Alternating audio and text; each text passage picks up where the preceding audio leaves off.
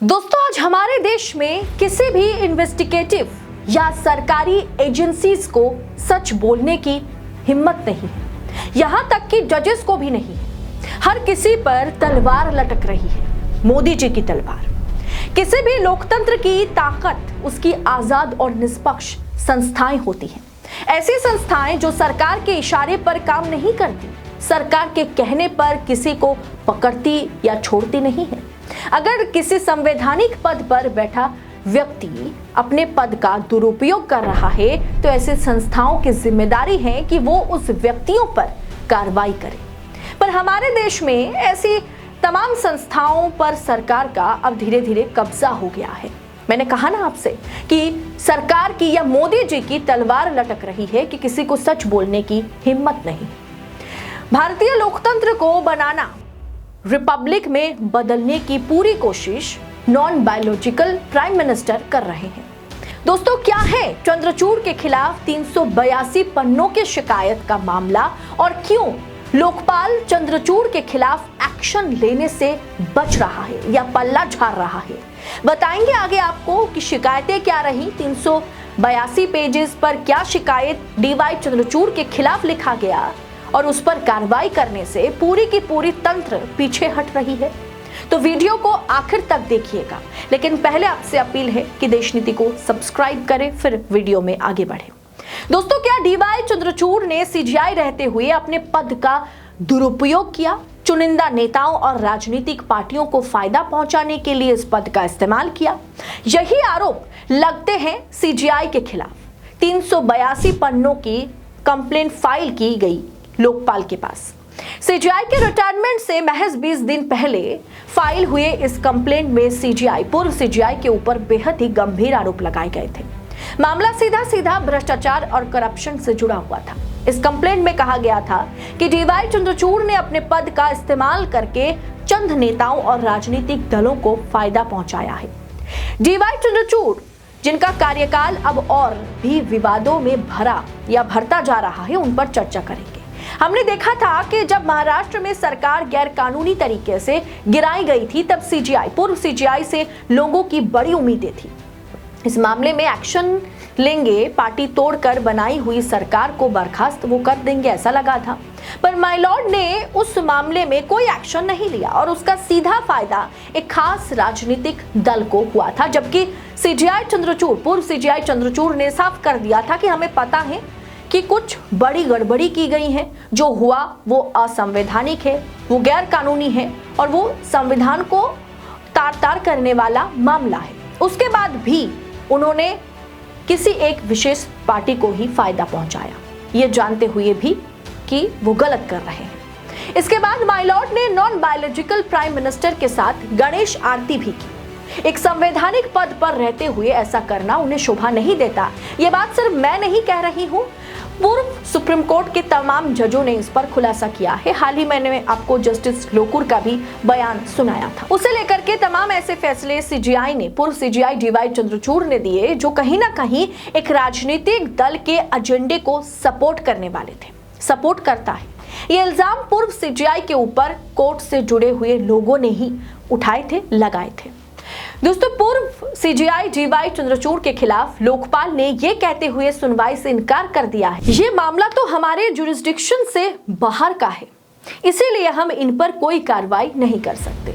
दोस्तों, अक्सर हम मूवीज में देखते हैं ना कि उत्तर प्रदेश, बिहार से जुड़ी हुई मूवीज में या मुंबई से जुड़ी हुई तमाम मूवीज में ये दिखाया जाता है कि किसी के साथ बलात्कार होता है, किसी के साथ गलत कुछ होता है, और अगर वो जिन्होंने बलात्कार किया होगा या जिन्होंने बड़ा कांड किया होगा, वो अगर बड़े घराने से है, बड़ा आदमी है, बड़ा चेहरा है, तो उनके खिलाफ पुलिस जो है वो कंप्लेंट लिखने से, एफआईआर दर्ज कराने से बचती है। वो कहती कि मेरे जुरिस्डिक्शन के अंडर नहीं है, आप उसके पास जाइए। जब उसके पास कोई पहुंचता है तो कहता है ये मेरे जुरिस्डिक्शन के अंडर नहीं है, वो उस जुरिस्डिक्शन के अंडर है। तो इसी तरीके से एक पुलिस थाने से दूसरे पुलिस थाने में इसी तरीके से जो विक्टिम है उन्हें दौड़ाया जाता है।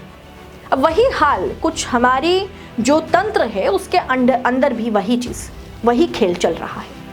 लोकपाल ने यह कहते हुए चंद्रचूड़ के खिलाफ जो 382 पन्नों पर जो लिखित शिकायत दर्ज हुई थी उस पर कार्रवाई करने से इनकार कर दिया कि ये हमारे जुरिस्डिक्शन के खिलाफ है।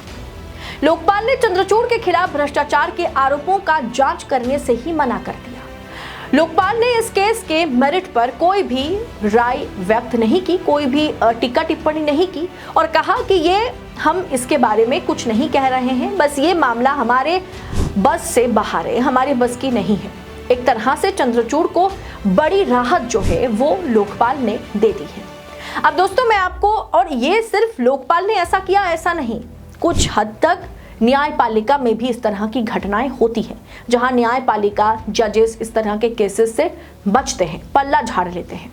अब दोस्तों अमेरिका के अभी हाल ही में निर्वाचित हुए राष्ट्रपति प्रेसिडेंट डोनाल्ड ट्रंप के खिलाफ भी मामला चल रहा है सुप्रीम कोर्ट में, अमेरिकी सुप्रीम कोर्ट में, और इसी हफ्ते इनको इस मामले में सजा भी होनी है।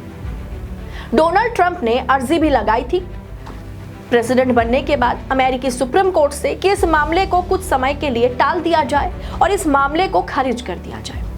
सुप्रीम कोर्ट में ये रिक्वेस्ट रिजेक्ट करने की, इस केस को रिजेक्ट करने की रिक्वेस्ट उन्होंने की थी और कहा था कि इस पर सुनवाई जो है अभी के लिए बंद कर दी जाए। दोस्तों ट्रंप का यह मामला एक हश मनी केस से जुड़ा हुआ है। हश कहते हैं कि जब कोई किसी को बात छिपाने के लिए पैसा देता है। ट्रंप के खिलाफ आरोप लगा था कि उन्होंने एक adult film actress porn star को 2016 में राष्ट्रपति चुनाव से पहले पैसे दिए थे ताकि महिला उनके अफेयर के बारे में पब्लिक और मीडिया को ना बताए।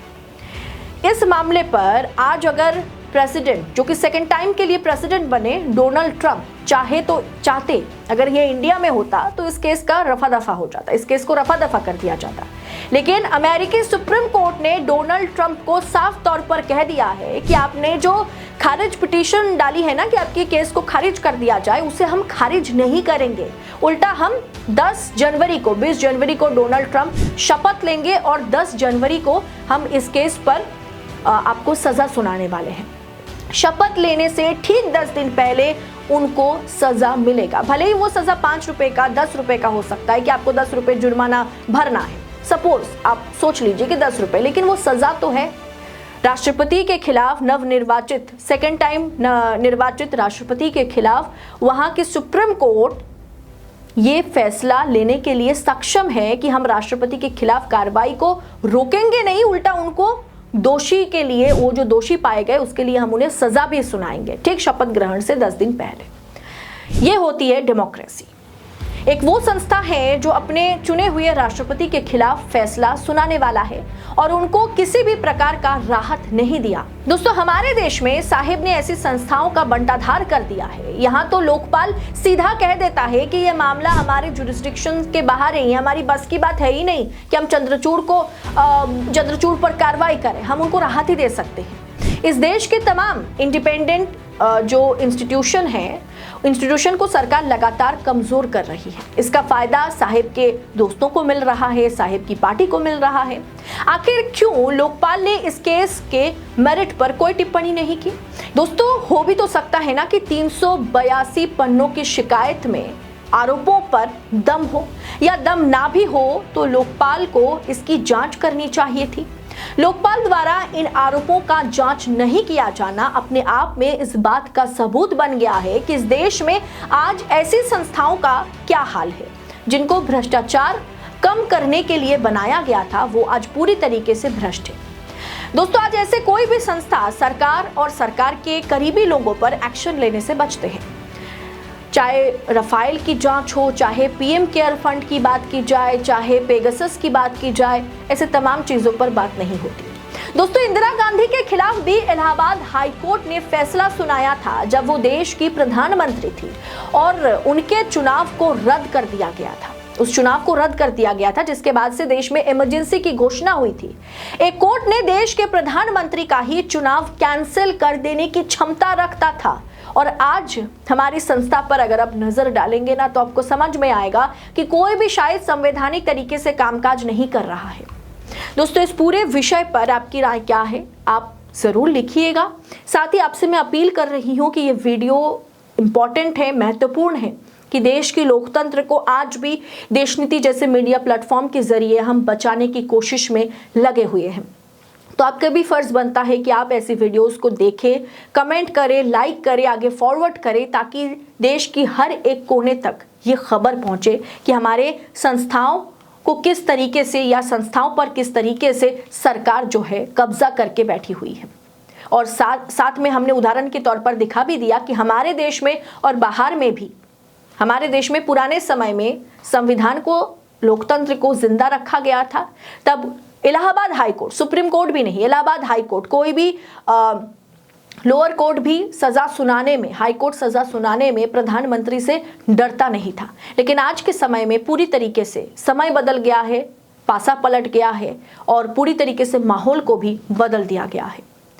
इस पूरे विषय पर आपकी राय आप लिखिएगा, वीडियो को शेयर कीजिएगा। ऐसी तमाम खबरें देश नीति आप तक पहुंचा सके, इसके लिए चैनल के साथ बने रहिएगा। बहुत बहुत शुक्रिया आप सभी का। जय हिंद, जय भारत।